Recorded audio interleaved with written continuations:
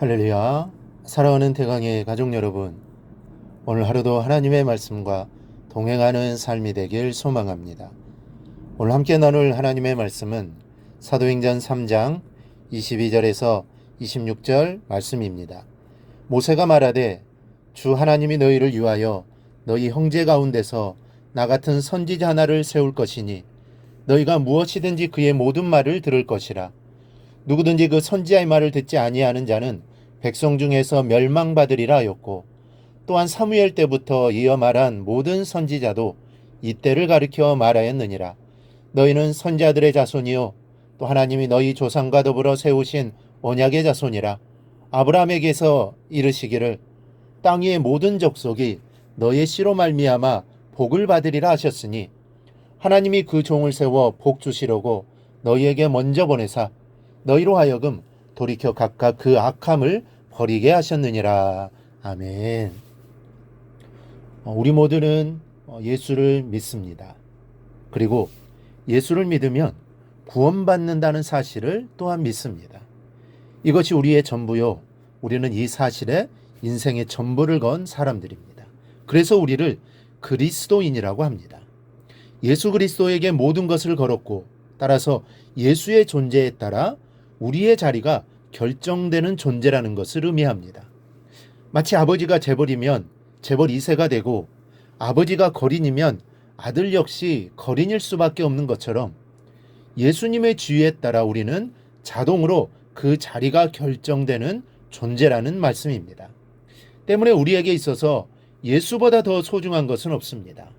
목숨과 바꾸자고 해도 선뜻 바꿀 수 있는 믿음의 열정이 우리 안에는 있는 것입니다. 그런데 한 가지 짚고 넘어가지 않을 수 없는 것은 예수를 믿는 것은 누가 뭐래도 확실한데, 그렇다면 예수의 어떤 점을 믿느냐는 것입니다.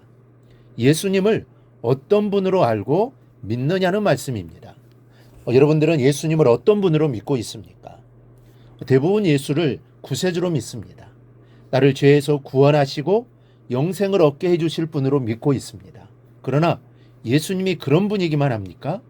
이런 사실을 부인할 사람은 아무도 없지만, 그러나 예수를 구세주로만 믿는다면 그 사람은 얻은 복을 도로 차버리는 사람입니다. 누릴 줄 모르는 사람입니다.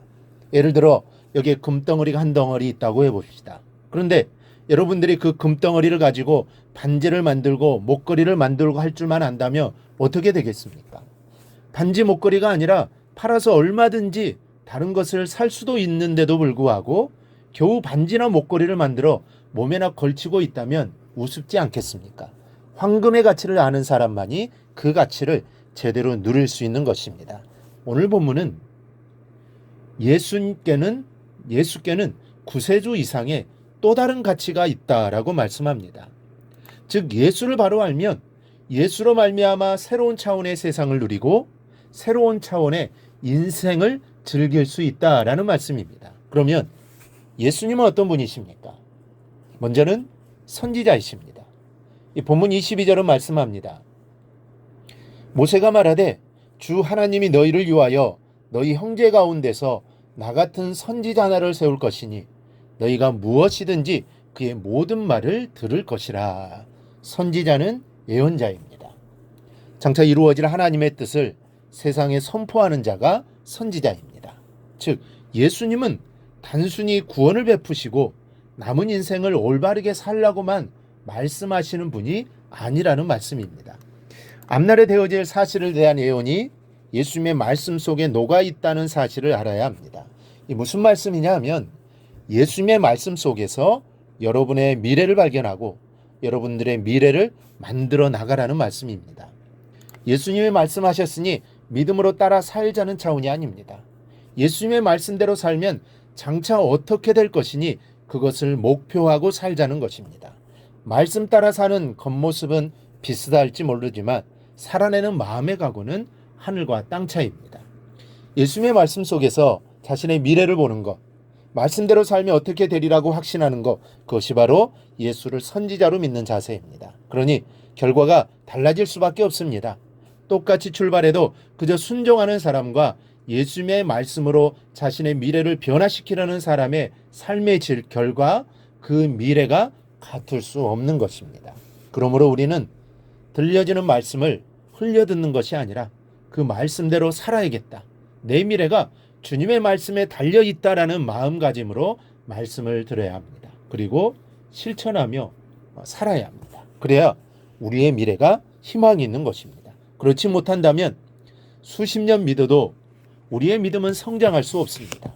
계속 어린아이와 같은 믿음으로 살아갈 것입니다. 그러므로 우리 모두 우리의 믿음의 성장을 위해 순종의 차원을 넘어 그 말씀으로 내 삶을 변화시켜 나가는 삶이 되기를 바랍니다.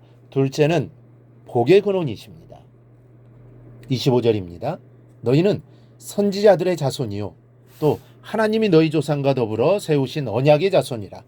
아브라함에게 이르시기를 땅 위의 모든 족속이 너의 씨로 말미암아 복을 받으리라 하셨으니 여기서 너의 씨는 바로 예수를 말씀합니다.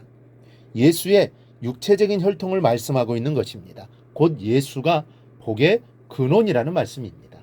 사람들은 행복을 쫓는 하루살이 같을 때가 많습니다. 얼마나 어리석은지 모릅니다. 돈이 행복을 준다고 믿는 사람이 있는가 하면 지식에, 명예에, 심지어는 직장과 우상에 이르기까지 참으로 다양한 것을 복의 원인으로 내세웁니다. 그러나 여러분, 생명 없는 돈, 지식, 명예, 직장, 우상, 이런 것들이 행복을 줄 수 없다는 것입니다. 행복은 사람의 마음에 있고 사람의 마음은 하나님께 달려있다라는 것을 알아야 합니다. 마음의 예수를 모셔야 행복할 수 있는 것입니다. 그래야 적은 돈으로도 넉넉한 행복을 누릴 수 있는 것입니다.